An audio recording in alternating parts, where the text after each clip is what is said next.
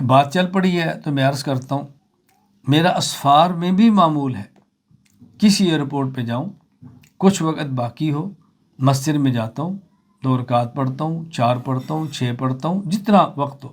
اس کے بعد اپنے کام میں لگ جاتا ہوں، اور تھوڑی دیر بعد جہاز میں بیٹھے ہو سفر شروع کرتا ہوں۔ میں نے ایک مرتبہ بعض رات کے تقاضا پر تحذیر الناس عن انکار اثر ابن عباس، قاسم العلوم والخیرات، مولانا محمد قاسم نانوتوی نور المرقدہ بانی دارالعلوم دیوبند کی کتاب پڑھانی تھی۔ تو اس وقت میرا بیرون کا سفر تھا، تو ملیشیا سے میں پہنچا، سفر تھا قطر، اور پھر قطر سے آگے سفر تھا میرا غالباً لاہور یا کراچی، قطر ایئر لائن سے تھا، مجھے اب یاد نہیں۔ تو راستے میں دوحہ ایئرپورٹ پر میرا غالباً 7 گھنٹے کا یعنی وہاں وقفہ تھا، اس کے بعد فلائٹ آگے جانی تھی۔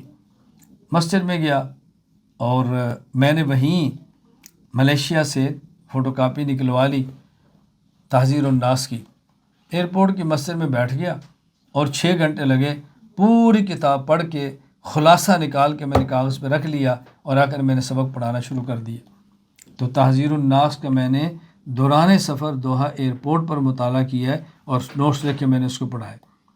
میں یہ اپنے واقعات اس لیے بتاتا ہوں کہ بسا اوقات ہمارا یہ ذہن بنتا ہے اب وہ اکابر نہیں ہیں، اب وہ مشائخ نہیں ہیں، اب وہ علماء نہیں ہیں جو ایسے تھے۔ میں 2-4 واقعات پیش کر دیتا ہوں صرف آپ کو متوجہ کرنے کے لیے، باقی جہاں مرکز میں ٹھہرے ہیں یہاں اساتذہ کرام موجود ہیں، تفصیلات آپ کو یہ پیش کر دیں گے۔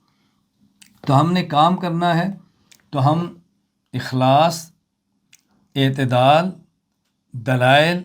اور تسلسل کے ساتھ کام کریں، اللہ تعالیٰ نتیجہ عطا فرمائیں گے انشاءاللہ العزیز۔